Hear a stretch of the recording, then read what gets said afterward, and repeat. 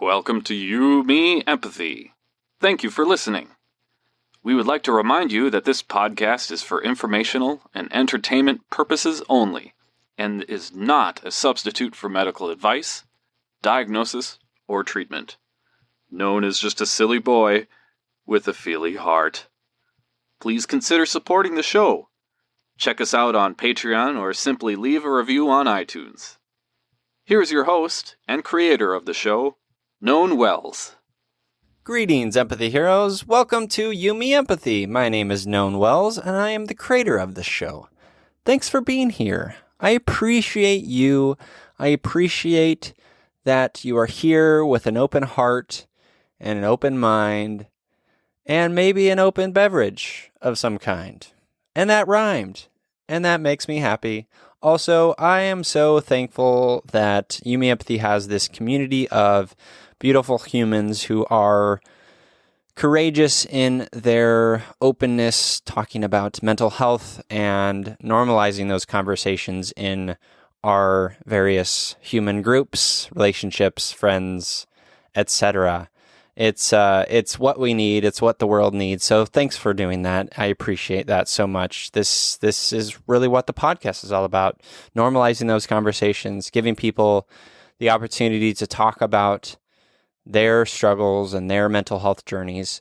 And today on the show, on episode 29, I have Sheri Heller, who is a clinical social worker, a psychotherapist, and an interfaith minister.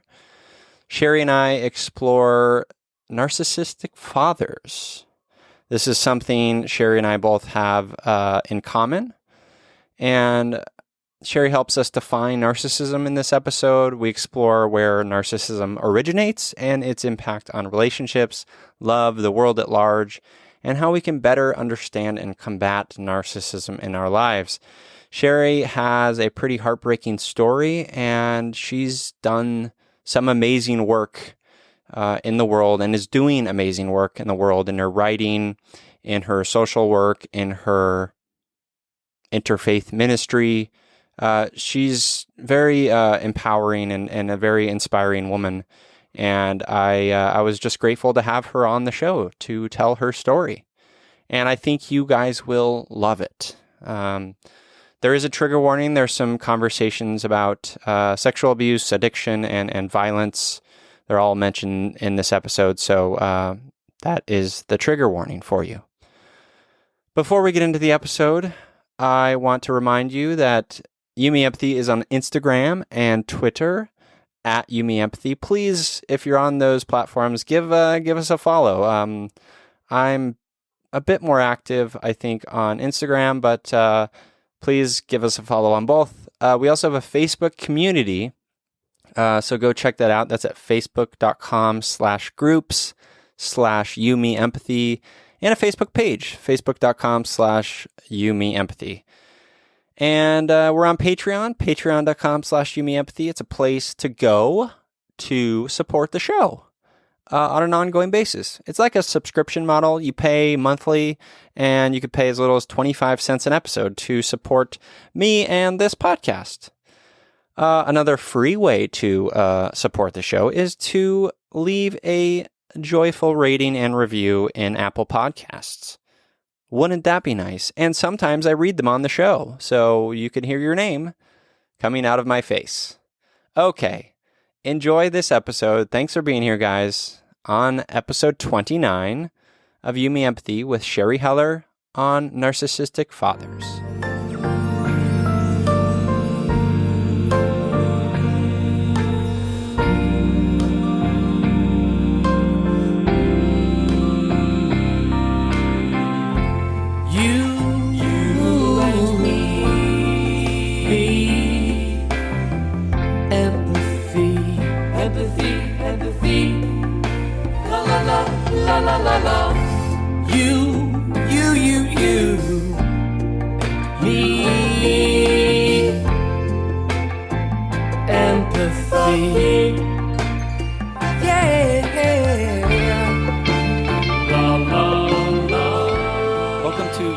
Empathy, a podcast about exploring the struggles we face in our day-to-day lives as humans trying to get by on this wondrous and overwhelming pale blue dot.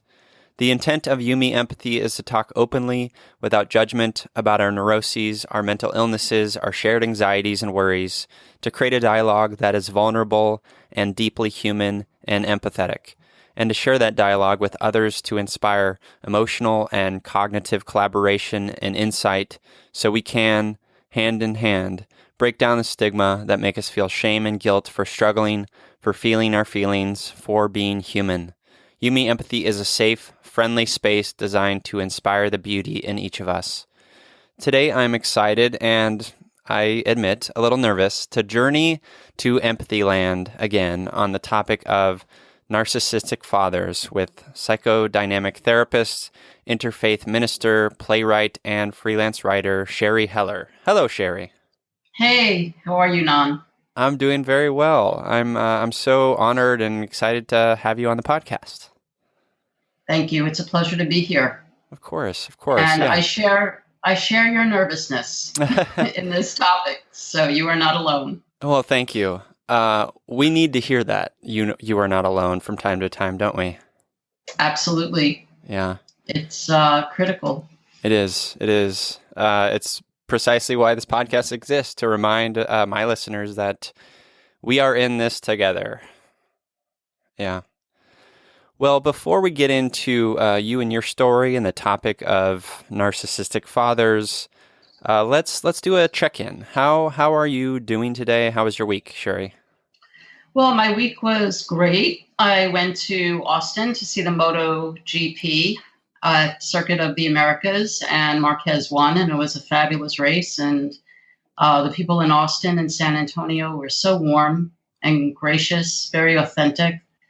It was a great reprieve from New York, which can be very ruthless at times. And I came back, and somehow my shoulder got into this wonky place, but I guess that's part of readjusting. So I'm kind of recalibrating, Okay. and getting ready to go back into the grind of everyday life. So I'm having a pretty mellow day. Okay. And that was a great week. I love to travel, and it was a wonderful trip. That's good to hear. What is this race? I don't know anything about this. It's an international motorcycle race. I got turned on to motorcycle racing through my partner. He loves motorcycles. We actually took a 1,500-mile trip many years ago throughout the Southwest. And I view the race sometimes on TV, so seeing it in person was unbelievable because the skill involved is just off the charts. And it was very exciting. There's a huge fan base. People came from all over the world to see the race, and it was wonderful. Is it like on a track, or is it? Oh yeah. Okay. Oh yeah. It's a Circuit of the Americas is a huge track. So I guess there are about 20 competitors, the top motorcycle riders from around the world compete. One of the riders who's iconic is Rossi, and he's from Italy, and he kind of has this ridiculous rivalry going on with Marquez, who is like a god on wheels. He's this young guy from Spain who's amazing. And Marquez basically blew everyone out of the water. I mean, he took the lead right from the get-go, even though there were these sanctions imposed on him. So, there's that whole ridiculous kind of celebrity drama that goes on around it. And just kind of amusing. But the race itself is just, it's very riveting to watch. Nice. Yeah. It was a lot of fun. Yeah, I've never really gotten into watching racing of any kind, really, but there was a brief period when I was studying abroad in Swansea, Wales, in college, my sophomore year in college, where I had a flatmate who was from Finland, and he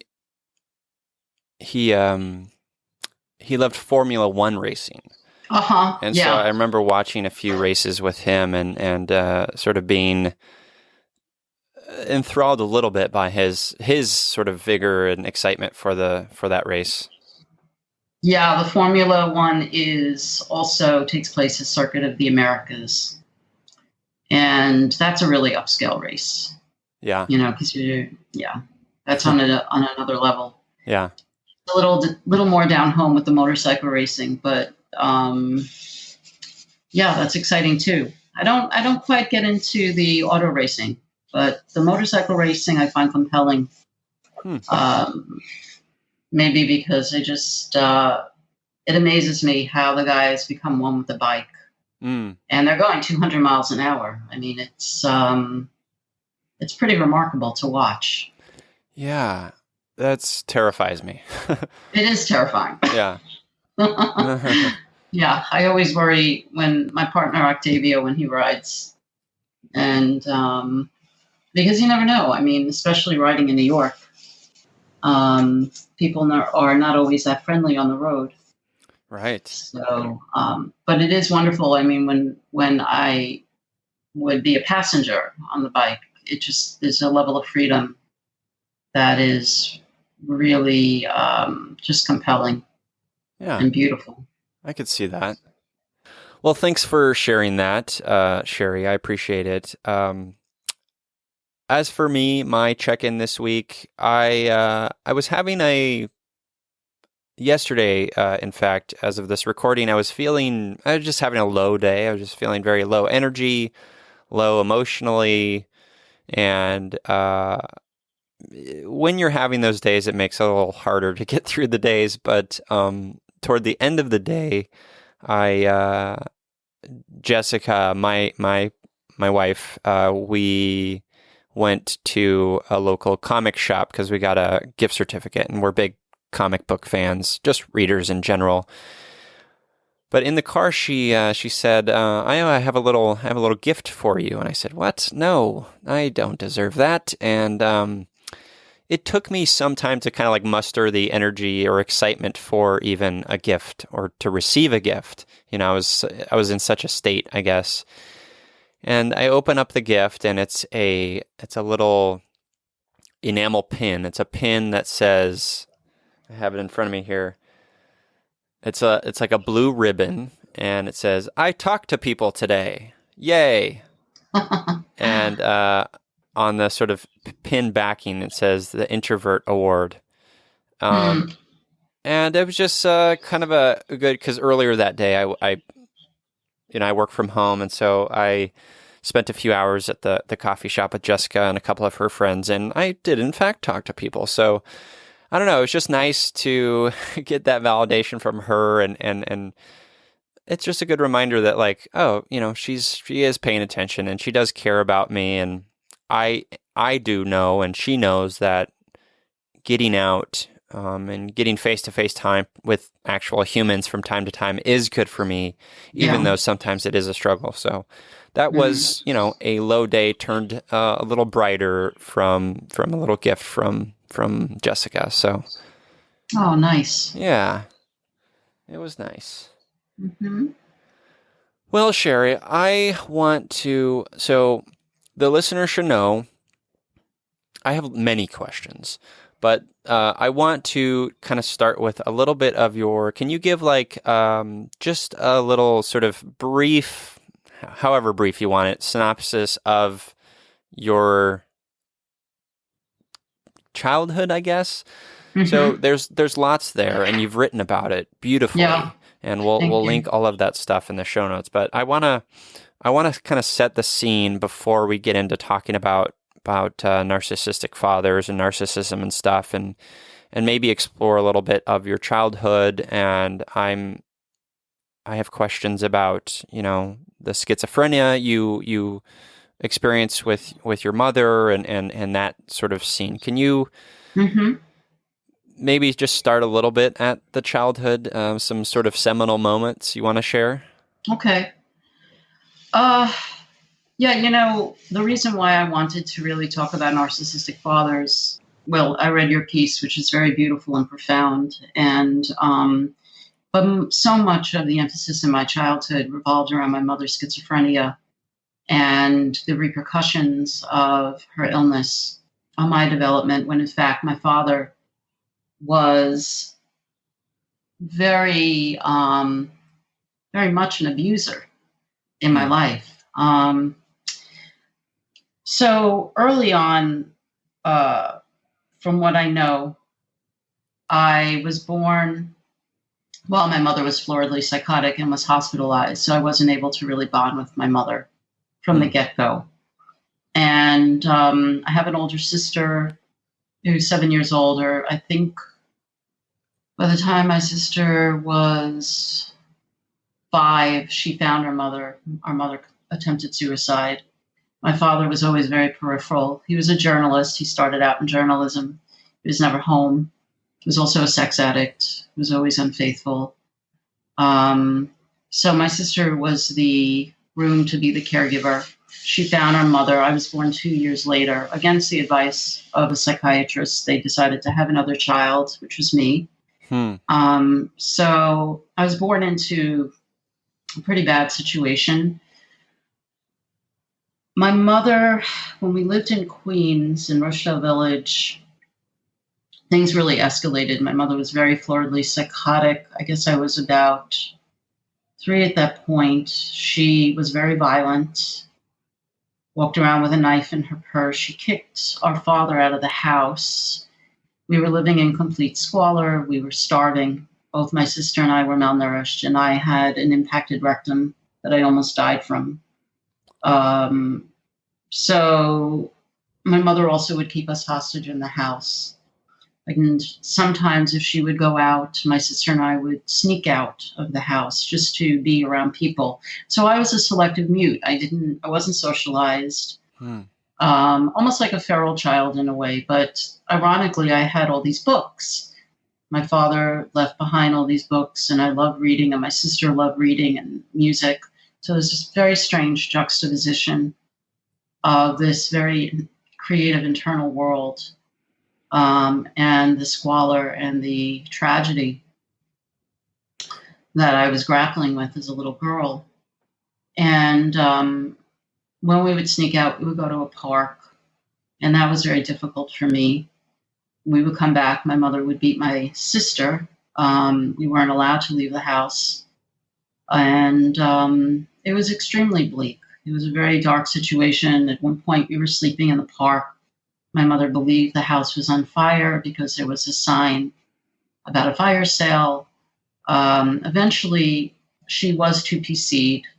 I think she was going to take my sister and I away to Canada. My mother's Canadian. She was 2PC'd? What was? 2PC'd means that you could, 2 court-appointed psychiatrists can involuntarily hospitalize someone. Okay. So my father and his family went through the courts. My sister and I were to be made wards of state, which means we would have been put through the foster care system. But relatives on my father's side of the family, who I never met before, came forward and took custodial responsibility for my sister and I. How old were you at that age? How old were you? 3 going on 4. Okay.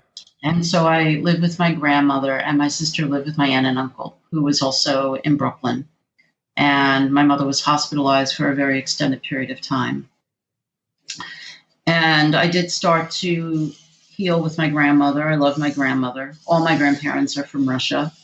And I really loved my grandmother's cooking. And they were Orthodox Jews, and I remember doing the bracha at the candles with my grandmother, the prayers. And I remember loving dogs, and she had these friends who had a dog, Queenie, who I really loved, and I would go visit Queenie.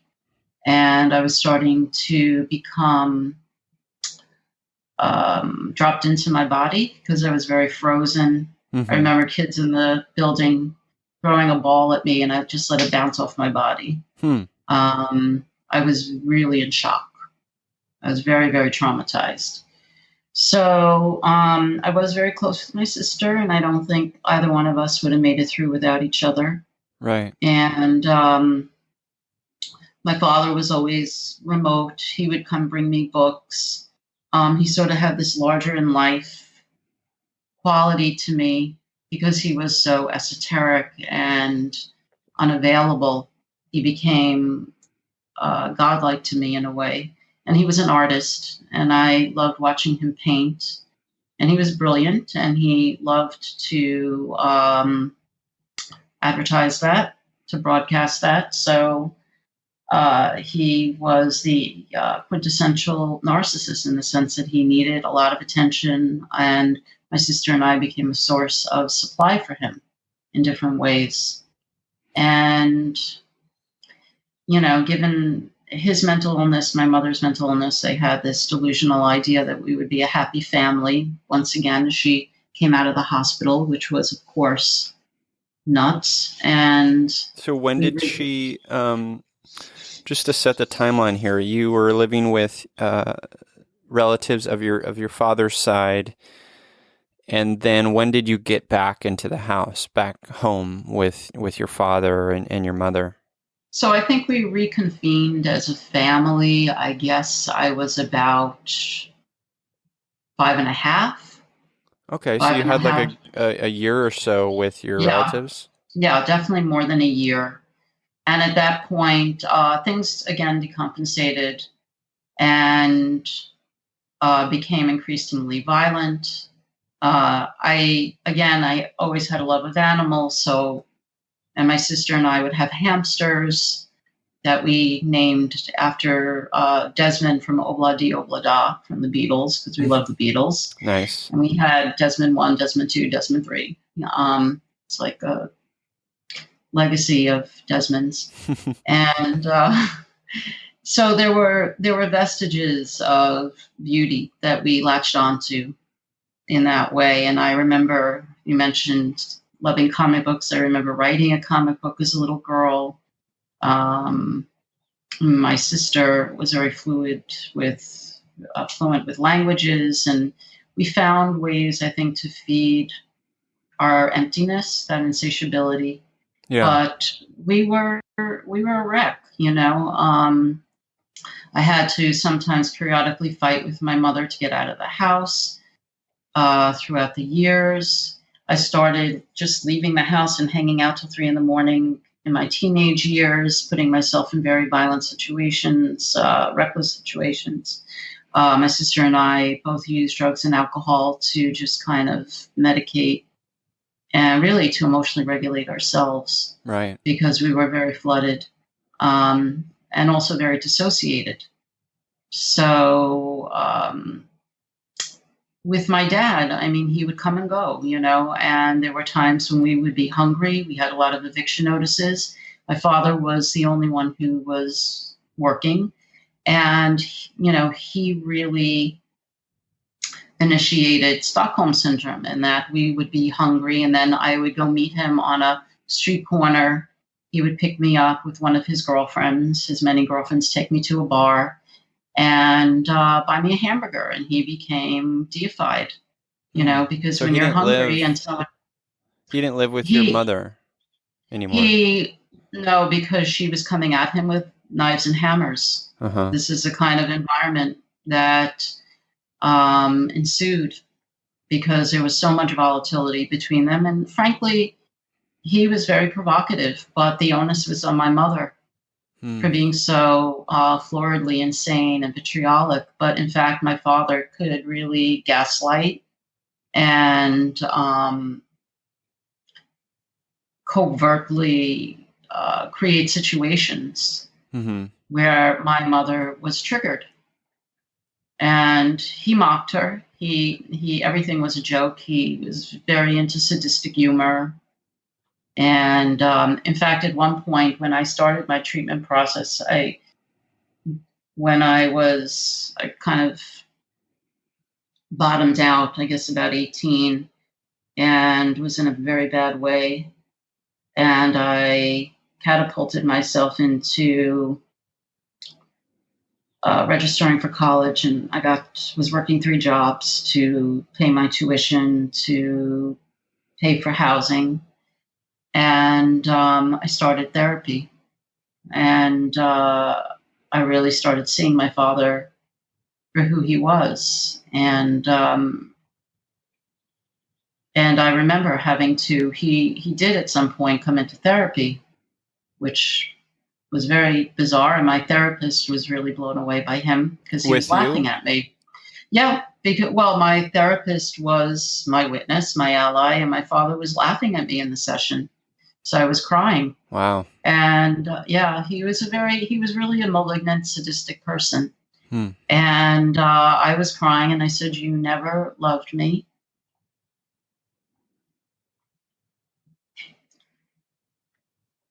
It's interesting feeling that now because I've really blocked it. Yeah. And he laughed. And he said, try to get my therapist to align with him, and said, "You believe her?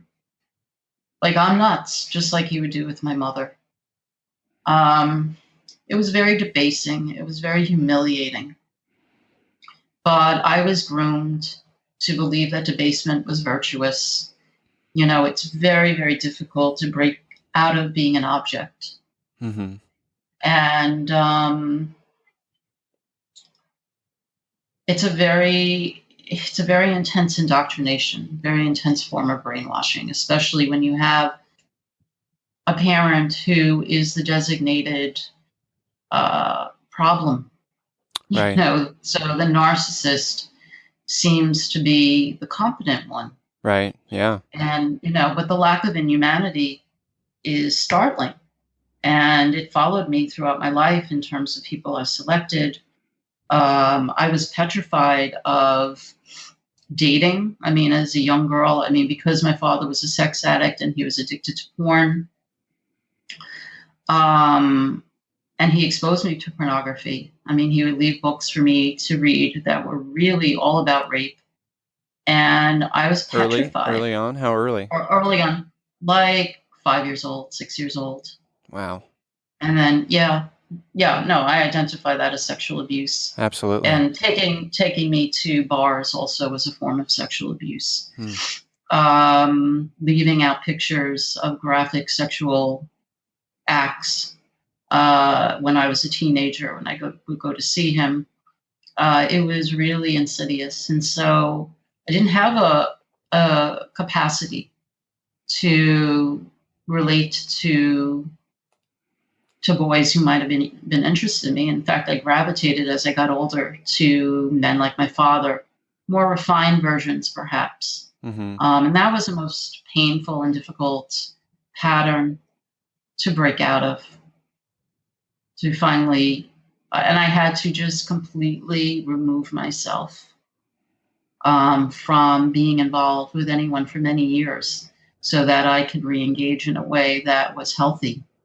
Oh, man. And that's when, I can so relate to that. You know, I just wanted to say I'm sorry. And I also can so relate to that feeling of, you know, on one side you have your mother who's like very outwardly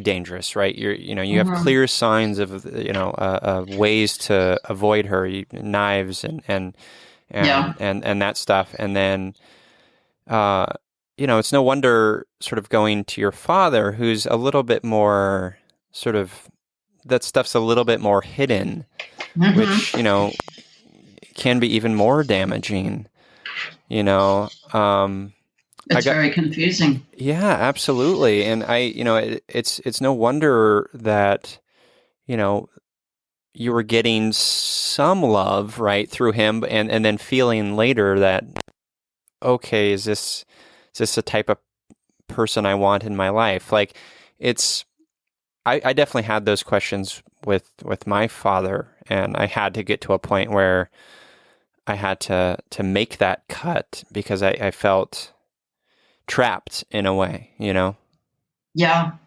I don't refer to it as love, what my father was giving me. Mm-hmm. I don't think my father was capable of love. Okay. I feel that and that was part of the distortion. I saw it as love. In fact, the irony is my mother had more humanity than my father. I mean, there were times my mother would take me to an acting class. And again, I would have these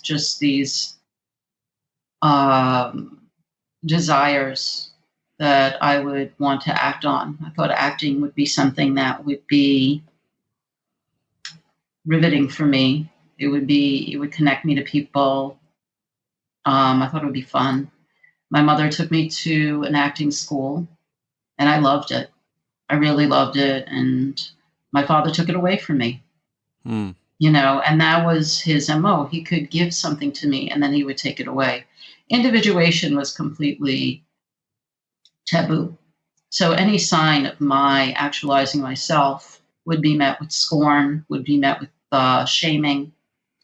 And for me to individuate, as an artist, as an actor, to flourish in that way was a threat, because then I couldn't be controlled. Right. I was there to be an extension, a narcissistic extension. That was my function. That's a classic relationship of the narcissistic parent and this daughter or son. Mm-hmm. Yeah. Yeah. So let's get into that, the narcissistic aspect of this. As someone who works in the field, I'm curious, let's start with how we define narcissism. Okay. It falls within what's called cluster B pathology, which are just diagnostic traits that typify certain types of character disorders. Narcissists, I guess the hallmark of narcissism is an absence of empathy. Obviously, from a developmental perspective, the narcissist is very stunted. They don't really have frustration tolerance. The judgment may be off. They're addicted to attention. There's an inflated grandiosity that obscures deep-seated self-hatred and feelings of inadequacy. And they're dangerous. They're dangerous because they don't really have a moral compass. They can mimic emotions, but they don't necessarily feel deeply.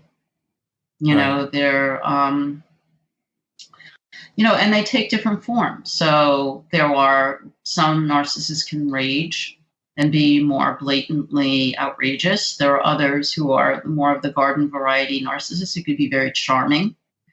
There's a spectrum, and on the end of the spectrum of narcissism is psychopathology. And that's the most extreme version of the narcissist.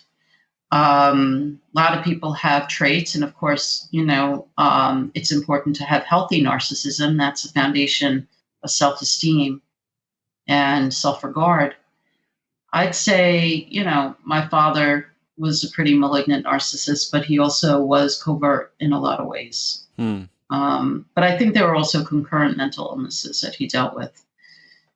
But narcissists don't engage in treatment. They really can't form that kind of bond. They're not able to humble themselves, to really examine themselves. So if I work with people who have narcissistic traits, as opposed to narcissistic disorder, they exhibit the capacity to examine who they are. There has to be some degree of humility and the capacity to form a relationship in order to even avail themselves of therapy. Mm-hmm. So someone with the full-blown disorder wouldn't be able to benefit from treatment, in my opinion. Yeah. Where, as someone who, my father's a narcissist, I will say that. And, there were many years where I wanted to understand why he was doing the things he was doing, why he was acting the way he was, saying the things he did. But is that a futile effort, to understand where narcissism comes from? I don't think it's a futile effort. I think, though, unlike people who are not narcissists, who also present with histories of complex trauma, the narcissist is missing the capacity to feel empathically connected. And so,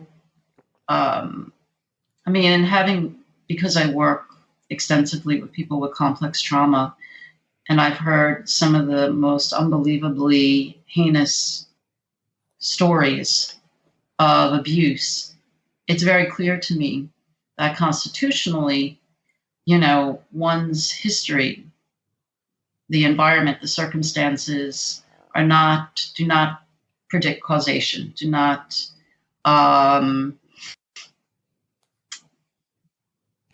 are not absolute, right? In terms of saying that a person will become narcissistically driven. Person's humanity, I think, is something inherent. And I think narcissists lack a fundamental sense of humanity, people who are really malignant. Mm-hmm. And so you can understand, sure, it could be helpful in terms of understanding yourself, where your father comes from, but that doesn't exonerate him. And Right. It doesn't necessarily explain the choices that he made as a human being. Right. You were his son. And believe me, I have many, many men that I work with who were tragically abused as children, who are loving fathers. Yeah. Yeah. So, it's important, I think, to really suss out the person from the pathology, from the illness, to see, irrespective of what your father may have endured, there was something broken in him that compelled him to operate the way he did. And that's how I view it with my father as well. When did you realize that? Like, when did you mentioned, when you're a teenager, 18, maybe you said you first went to therapy. Is, in therapies, was that where you started kind of figuring out, like, oh, my father's a narcissist, or did that come earlier or later? It came much later, actually. I realized that I had unbelievable rage towards my father that started to be awakened in therapy, and I worked with a man. My first therapist was a man I worked with for 10 years who was just like the father I never had. And that really awakened in me realizations about my father that were very shattering. But the whole premise of really understanding the futility in trying to access something from the narcissist that just isn't there, I don't think that was awakened for me until much later in life, when I began to realize that narcissists are different than the regular population. I don't know how else to put it. I mean, I see them almost as like kind of pod people. I mean, there are people who are soulless. There are people who are not accessible. And no amount of love or insight or understanding is going to change that. And so that was, when it really came up for me, ironically, was when I went to seminary in 2004. And I was on this whole forgiveness fantasy, and on the heels of having broken up with yet another narcissist, and bewildered, but he seemed so together, because often they could just, they seem so altruistic, even benevolent, and that could be a different form of supply. That threw me into really understanding narcissism. And it was funny because I was in this, what Judith Herman, who wrote Trauma and Recovery, she refers to as the forgiveness fantasy. And she also talks about the compensation fantasy.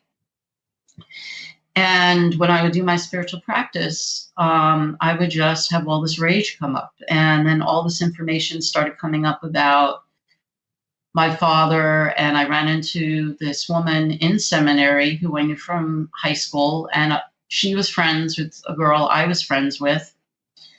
And she told me the story that this girl had borrowed a pair of pants for me. And I remember that. And she brought it to my father's house. And he did something to her. He traumatized her. Probably exposed himself to her, called her brown sugar, something like that. And she wouldn't get into it. But he did something really despicable. And I went into a rage. And my whole spiritual practice was all about going deeper into the darkness. And that's where I was organically led. And then I realized I have to confront this.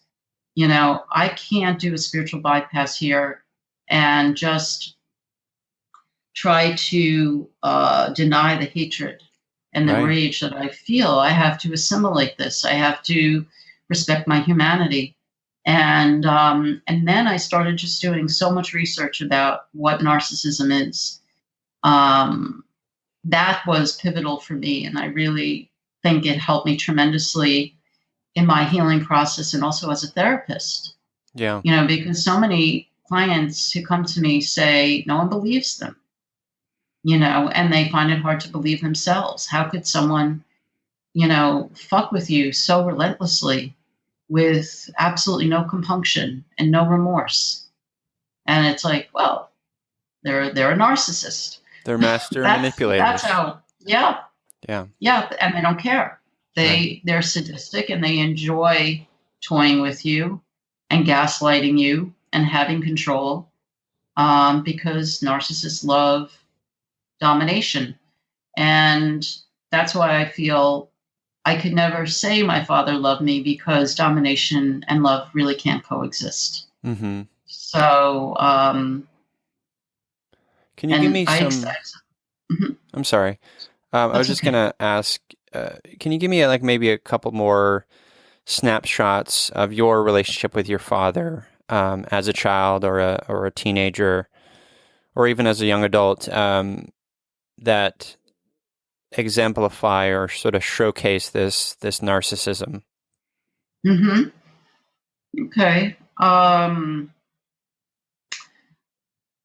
When I traveled, I think a friend of mine, I couch surfed a lot as a kid. So I was very lucky to have friends whose parents opened their home to me. And one friend, her mother would buy me tickets to the ballet. I love the ballet. And when I was a teenager, and I would stay at their house a lot. And I've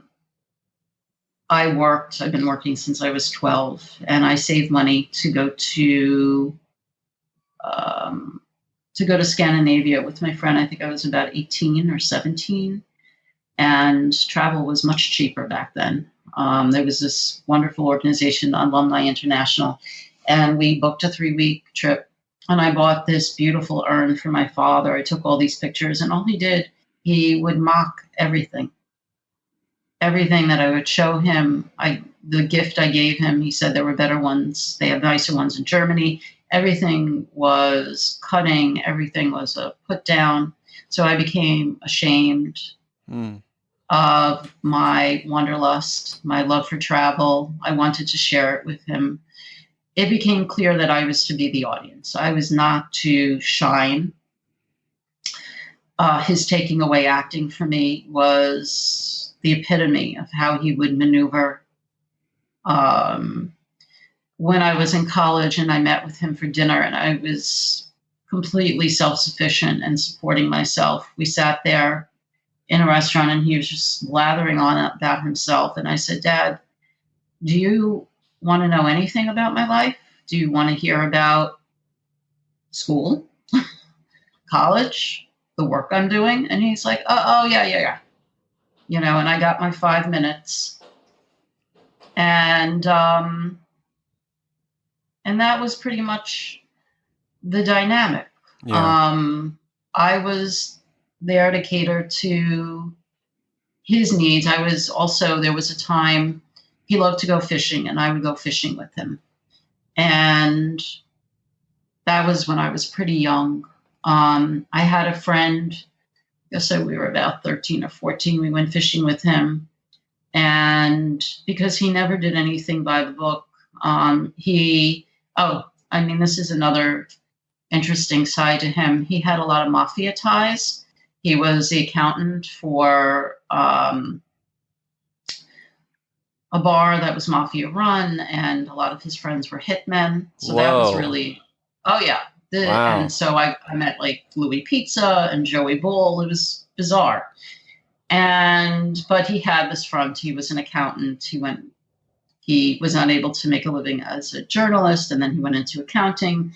So he didn't have a license because he had so many traffic violations, and he just let everything lapse. So he's driving without a license, and we got into a car accident. So my friend, who was 15, just got her driver's permit, and he wants her to get into the behind the wheel to take the rap for him. My goodness. Oh, yeah. And I can't believe that I had the consciousness, the instinctual awareness to say, that is nuts, Dad. She's not going to do that for you. And she was not going to do it anyway, but I was outraged. And then he and my sister really went into this smear campaign where I was a terrible daughter, which I always was, the terrible daughter, because I didn't give him money when he asked for it. I didn't support him in exploiting my friend. I called him out on stuff. So that made me a terrible human being. And, but nevertheless, I also doubted myself. So I had these moments of realization where I stood up for myself, but I carried the shame of feeling that I was a bad person. Right. And, and that I failed my father and that I wasn't a good daughter. It's so heartbreaking. Because, us, when we're young and we have a evolutionary biological drive to establish our independence. And then when we have someone who is a narcissist in our lives, especially as a parent, they're threatened by that independence, and they do what they can to squash it. And then we feel, the shame, as you said, we feel shame, we feel guilt, we question all of it. Yeah.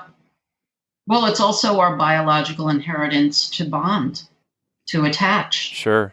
I was unconditionally dependent on my father and my mother for my survival, regardless of how sick they were. Right. And so my individuation process is predicated on their ability to love me. I had a terrible abandonment panic throughout my life. And fragmentation. And, relationally, the relational trauma was very severe. And I debased myself. I humiliated myself to get vestiges of what I thought were love. I played out, what Freud called the repetition compulsion. I repetitiously and compulsively enacted these traumatic dynamics with my father in my pursuit of love. And it's very sad that I no longer feel ashamed. I just feel it's a shame. It's a shame that I went through that. It's a shame that I was driven to act out these wounds. But, in a way, it's what you had to do, right? You had to survive. You had to get through it. Yeah, it was an attempt to try to master it, and that's what we're driven to do. And until we're able to confront the truth, which is to demythologize our parents, to see really what they did to us, so that we can operate from a different place, a healthier place. And that could take a lifetime. Yeah. It's not something that's just going to happen by osmosis. It's just the level of excavation. I don't even know how I stayed the course sometimes. And I see it with my clients. It's really grueling. It's grueling work. But there's hope, right? I mean, yes, definitely there's hope. Yeah. Absolutely. Yeah, I mean, I've actualized a lot of my ambitions as a human being, and I feel very positive with the thing that I'm the most gratified by is my ability to share a really meaningful, loving relationship with my partner. And I never thought I would allow someone like him. And he also had a narcissistic father. Really, his father was really psychopathic.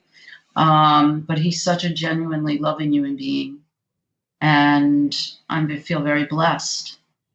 And it's my greatest, in many ways, I feel it's my greatest accomplishment, just to be able to give and receive love from a mature place that's pure. That's beautiful. It is. It is beautiful. I'm, in preparation for this episode, I was thinking about, the ways that my father presented as a narcissist, and thinking about, just the sort of classic narcissistic traits, and I definitely the independence as a threat sort of idea was a thing that I dealt with. And I remember there was this one time where, my father had this idea that I think he wanted me, firstborn son, to be like into what he was into. He's like a successful businessman now, and he wanted me to be interested in that world, and I just was not at all. I was kind of more in my head and artsy and silly and creative, and he hated that. And I remember at one point he was yelling at me, you should just go work at McDonald's. And I remember thinking about that. I was a teenager. I also had jobs early on, and I remember thinking, even in the moment, thinking that, like, okay, I will. What's wrong with? And I even sensed in the way he said it, I sensed, oh, McDonald's is less than him. McDonald's is for the poor or what have you. That's like the way he said everything was, I am superior than everyone and everything. Yeah. Mm-hmm. Yeah. I mean, he had to do what he could to try to boost his sagging ego, I suppose. Mm-hmm. And even if that meant debasing his son. Mm-hmm. But you're right. I mean, there is nothing shameful about working hard, right? And getting a job. Yeah. I remember selling chipwiches for a living when the World Trade Center was here on Vesey Street, and doing whatever I could to support myself, and I take pride in that. But yeah, my father also. I mean, when I tried drawing, I emulated his ability, his talents. He made fun of me, and I stopped.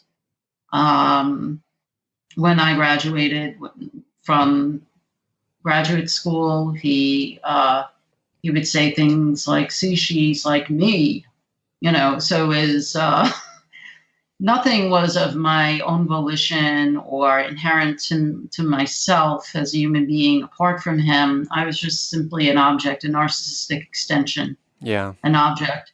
And if I deviated, from his idea of what I should be, certainly there would be contempt, humiliation, smear campaign, or the, just completely ignoring me. Yeah. All kinds of strategies to keep you in line. Yep. I want to know how your healing process has been in this, and your relationship with your father and your relationship with narcissism in particular, and I'll just share a little anecdote real quick before you answer that, is that for me, I still have quite a bit hard time with narcissism I perceive in even strangers, Yeah. or even, characters in movies that are narcissists. I just have such a, still to this day, a visceral reaction to those traits, and I'm hypersensitive to them. And, I'm working on that in therapy and stuff, but I'm curious, as for you, how has your healing process been in your relationship with your father and then narcissism? hmm I pulled away from my father completely at a certain point in my life because when I tried to negotiate a reasonable dynamic with him, I saw that it was impossible. He was just unable to be a decent human being. And I didn't want to bargain with that in my life. I didn't feel that it was going to allow me to continue evolving and growing as a person to accommodate that because we share chromosomes. I couldn't prevail. Yeah. How old were With you that. when you realized that? Probably in my 20s. Okay.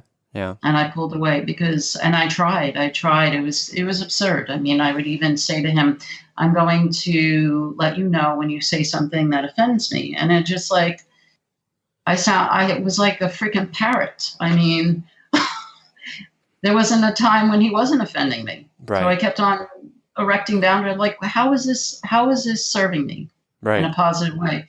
But the other thing I want to respond to that you said about in terms of the hypersensitivity, I really relate to that because I don't necessarily think it's something you have to maybe refine it, but I'm very sensitive to people with schizophrenia. I'm very permeable. I'm also very sensitive to narcissism. When I had a client, and rarely would a narcissist come into therapy, but I had someone mandated through the courts years ago who was a full-on narcissist, pathological liar, sex offender, and I would get sick, physically sick after every session. I felt like my ability to pick up on his malignant energy was so strong that I didn't end up working with him anyway because he was really not able to engage in treatment. And in fact, when I sent him for group therapy, they said, we're not working with him. He's a psychopath. I'm like, oh, okay. Yeah. Well, that seals the deal for me. So I think being able to be very attuned to pathology is positive because your instincts are on high alert. And I lived most of my life with my disowning my instincts to survive. So I just know what I can be around and what I can't. I do think that at this point in my life, throughout my process in terms of my having to heal from narcissistic dynamics with my father, I had to really examine how I so automatically overfunction with people and are overly accommodating. Oh, I see. I've pulled back. I've had to look at my interpersonal standards. What do I require of people? I don't want to dumb myself down.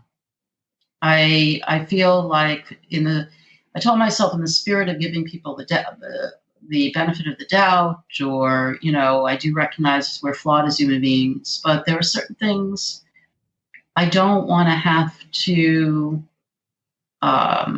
tolerate. I want a level of relatedness that is sincere and elevated, and I want to be around people who examine themselves. Mm-hmm. And that's hard to find. It really is. And I hear that from my clients I work with as well, as they become more self-actualized and more attuned to the process of self-realization. They recognize that a lot of the relationships they form just don't accommodate who they're becoming. I see. And so that's so important. I mean, that's like, I'm realizing that myself. Like, I'm very thankful for and grateful for my partner. She's very accepting and open to all of it, and I'm thankful for it because I'm actually going through a period in my life, and this podcast is part of it, where I was sort of my reaction to my environment growing up was for many years just to sort of hide, right? And like protect myself, protect my heart, that sort of thinking. And it definitely impacted my sort of early relationships in college and young adulthood before and thankfully, I mean, that it was hard because I didn't know how to really open up my heart. Yeah. Because I was like, it was just, I always described it as like my heart guard, but it was just like it was like deep inside there, and there was like a, sort of intricate moss laden, key that had to open it. And I eventually was able to open it, but it just took a long time because of those experiences. Yeah. Well, you were repeatedly betrayed. Right. Yeah, I mean, I was very compulsively driven to try to latch on to people because I didn't have family. I removed myself from the abuse and I was extremely lonely. But at the same time, I revel in my solitude, Right. And I, on the upside, I think one of the things that I took from, I was working from family systems theory. There's a different terminology for roles that people assume in this system, the family system. And I was the lost child, and the lost child tends to be highly creative and a dreamer, someone who could lose himself in their world to survive. And that I have very able dissociative abilities, and I find that works well for me now because I enjoy my time alone, as does my partner really enjoys his time. He's a musician and he loves his time alone too. And I love writing and anything in the arts, really. I love, the whole creative process. And it allows me to choose at this point in my life people to bring into my orbit who are at a higher level of relatedness. Yeah. And I've earned that. We all deserve that, but I feel certainly from where I came from, my template for attachment was just mired in abuse and exploitation. Yeah. And so I was pulled toward it, and I also retreated from it. I was, it was very daunting to break out of that.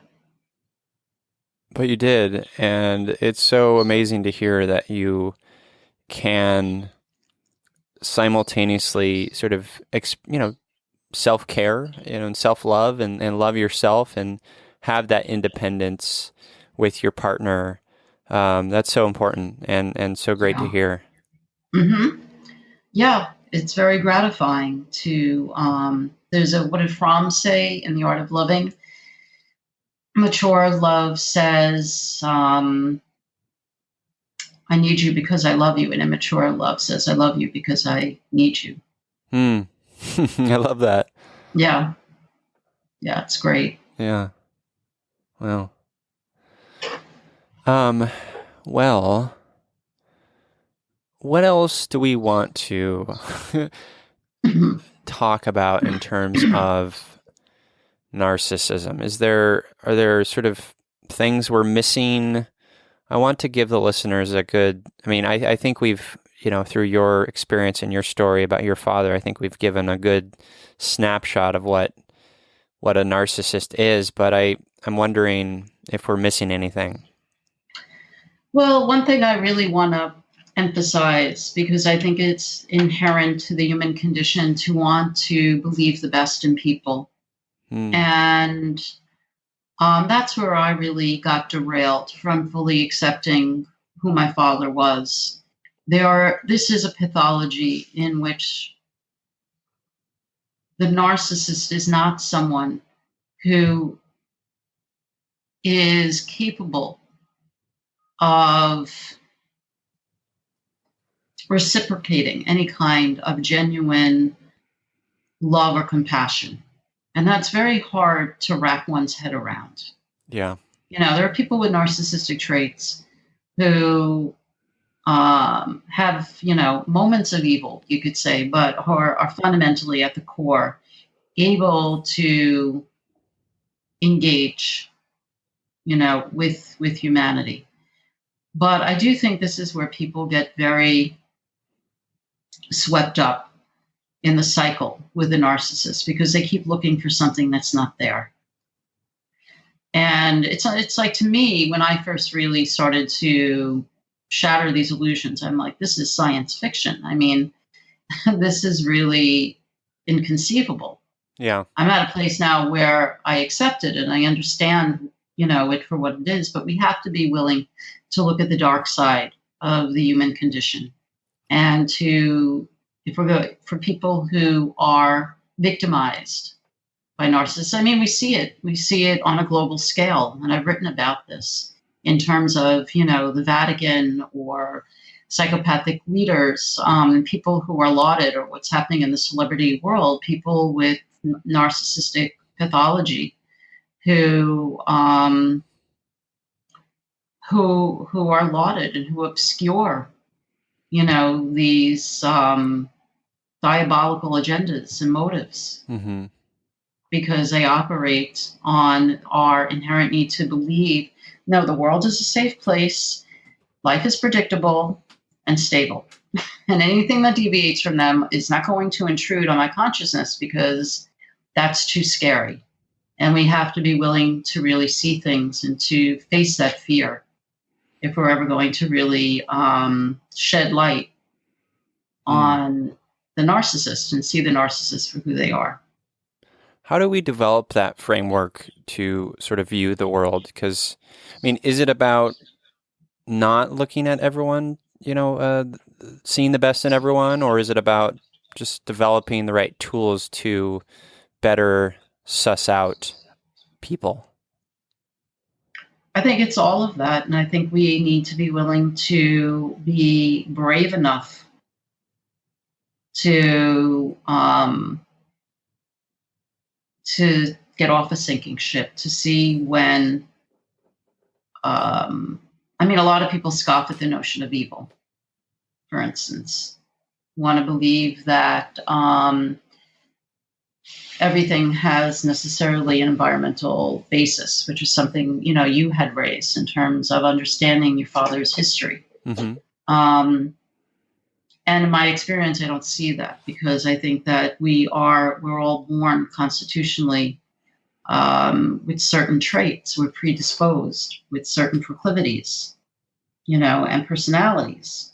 And there are people, we need to be willing to kind of reframe the way we see life and each other.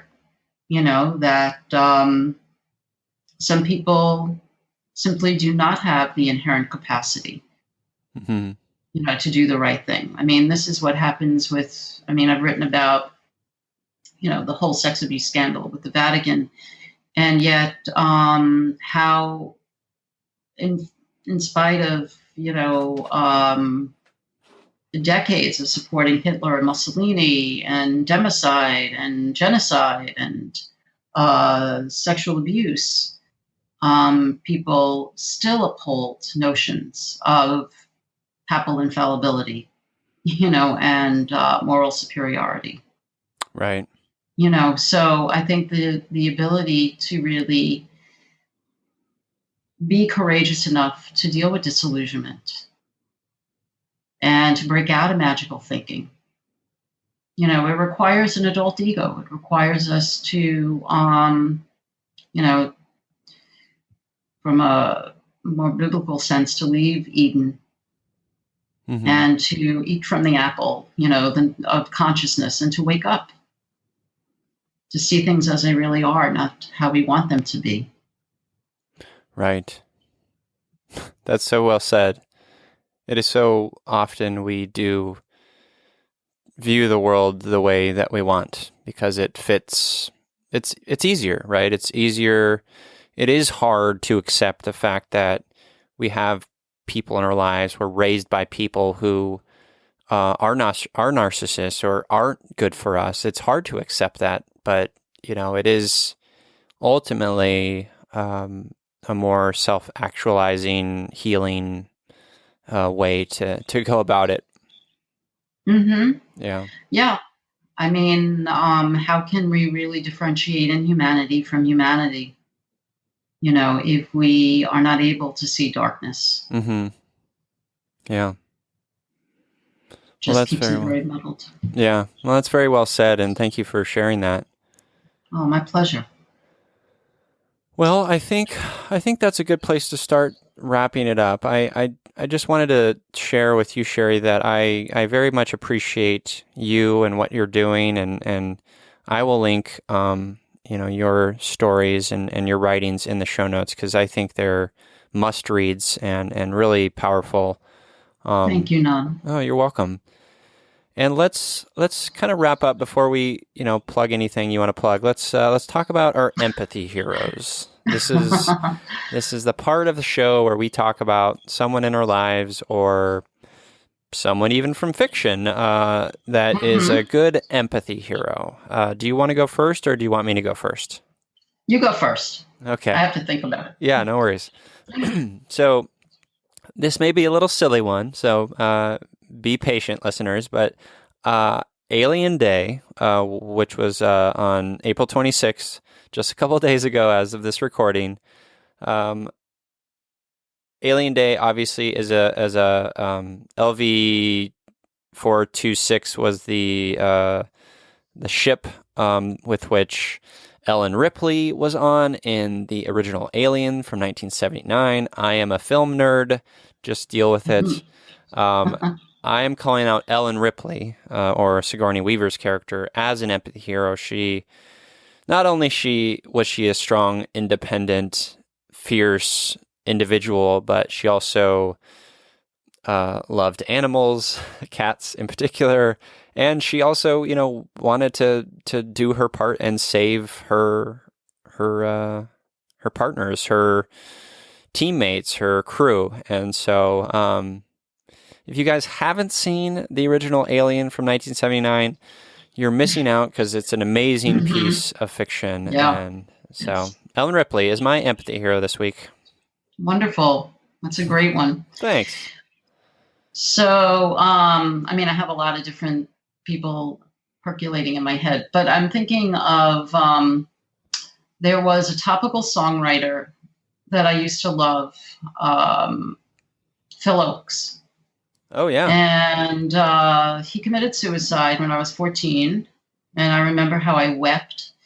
And it's strange, but I guess also because my sister loved him and I loved his music. He was part of the Yippies, with Abby Hoffman and Jerry Rubin, Chicago 7. And he was an activist. And activism, I think, ignited the social worker in me. Although it wasn't formulated at that age, at that time in my life. But I loved his artistry and I loved his passion and his humor and his convictions, his work with Allende in Chile. Unfortunately, he was a shattered idealist and he also had bipolar disorder and he ended up taking his life. And there was a lot going on in terms of what was happening in the government. But I think he galvanized in me just a sense of righteous indignation about justice and fighting for the underdog. And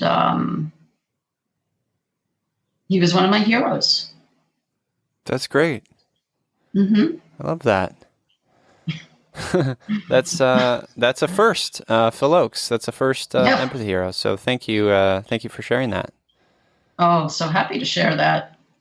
He meant a lot to me. Yeah, of course. I'm eager to go look him up and learn more about him. Mm-hmm. Yeah, he was an amazing man. Well, Sheri, as we wrap up, where can people connect with you online, read your work, anything you want to plug? Just this is the time to do it. Okay. Please feel free to visit my website, sheritherapist.com. That's SHERITHERAPIST.com. And I put together an anthology of articles called A Clinician's Journey from, I'm forgetting the name of my book. Clinician's Journey from Complex Trauma to Reclamation. And that can be viewed on Kindle or in hardcover through Amazon and sundry other bookstores, if anyone is interested in reading about complex trauma and thriving. Awesome. And yeah. Well, thank you again for being on You Me Empathy, Sheri. I appreciate you reaching out to me, and appreciate you sharing and being vulnerable and just sharing your story.